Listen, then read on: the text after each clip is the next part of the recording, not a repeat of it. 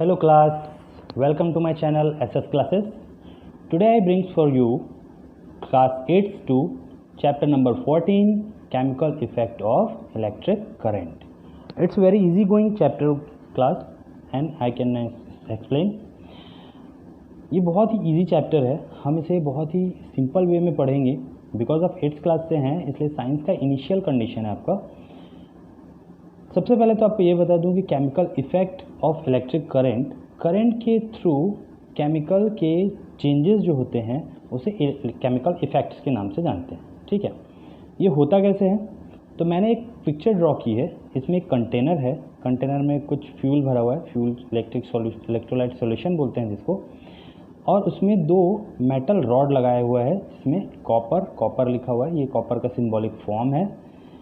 इस metal rod को हम इलेक्ट्रोड के नाम से जानते हैं। ठीक है, फिर इन दोनों इलेक्ट्रोड को अगर हम किसी एक सेल से कनेक्ट कर देते हैं तो सेल के जिस पार्ट से इलेक्ट्रोड जुड़ा होता है उस पार्ट को उसके नाम से जाना जाता है। अगर पॉजिटिव से जुड़ा हुआ है तो ये पॉजिटिव इलेक्ट्रोड, और नेगेटिव से जुड़ा हुआ है तो वो नेगेटिव इलेक्ट्रोड। ठीक है, तो इससे एक सर्किट कंप्लीट होता है।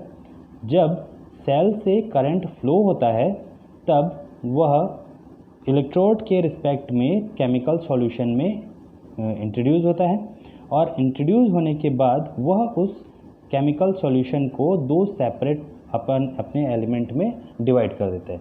फॉर एग्जांपल इसके लिए अगर हम लोग लेते हैं copper sulphate, so it's divided into copper and sulphate 2- means copper sulphate का अगर सॉल्यूशन लिया जाए और उसमें अगर करंट फ्लो किया जाए तो वो अपने कंपोनेंट एलिमेंट्स में कन्वर्ट हो जाता है और फिर इससे आगे की प्रोसेस स्टार्ट होती है। ठीक है, सो इस पूरे के पूरे कंटेनर और इस पूरे सिस्टम को हम इलेक्ट्रिक करंट का केमिकल इफेक्ट के नाम से जान सकते हैं।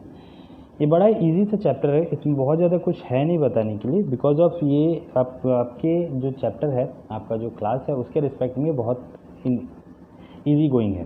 ठीक है, इसमें हम आगे बढ़ते हैं।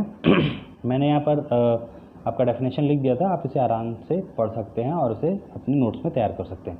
ठीक है, नेक्स्ट आता है इलेक्ट्रोप्लॉटिंग। यहाँ थ्योरी मैंने लिखी हुई है, तो थ्योरी को आप लोग पुश करके आराम से लिखिएगा। मैं इसे नॉर्मली समझाता हूँ।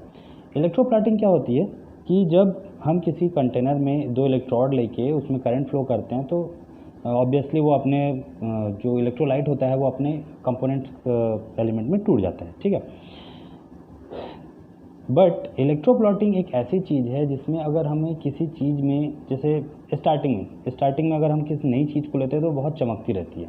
ठीक है, जैसे कि किसी साइकिल की रिम को ले लीजिए, कोई नया पेन ले लीजिए, कोई नया मेटल पेन ले लीजिए, मस्त चमकते रहता है। कुछ दिन बाद उसकी शाइनिंग धीरे धीरे गायब हो जाती है। कोई ऑर्नामेंट ले सकते हैं, वो भी धीरे धीरे क्या होता है कि उसकी चमक खोते जाती है।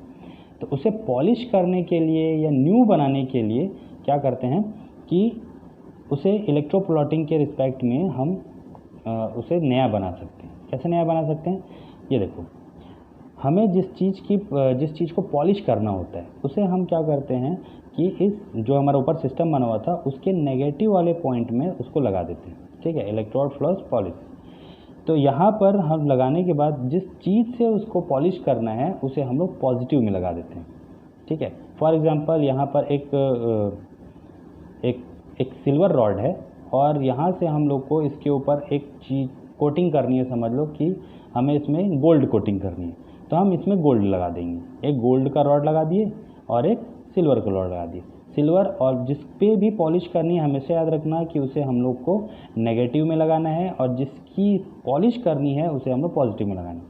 नेक्स्ट, जब हम इसमें करंट फ्लो करते हैं तब जो पॉजिटिव रॉड होता है उसमें से जो हमारा मेटल है वो धीरे धीरे मेल्ट होके इसके चारों तरफ जमने लगता है। ठीक है, ऐसा कुछ।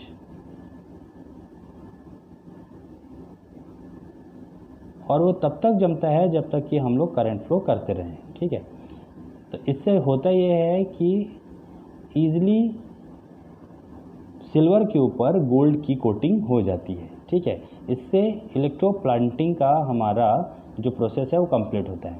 इलेक्ट्रो प्लांटिंग के रिस्पेक्ट में हम लोग इलेक्ट्रो प्रिंटिंग कर सकते हैं, इलेक्ट्रोप्लॉइस कर सकते हैं, और भी बहुत सारी चीज़ें हैं जिसके रिस्पेक्ट में हम लोग इलेक्ट्रो प्लांटिंग को एक्सप्लेन कर सकते हैं। ठीक है, जो थ्योरी है वो मैंने वहाँ लिखा है, पुश करके आप लोग अपना बना लीजिएगा।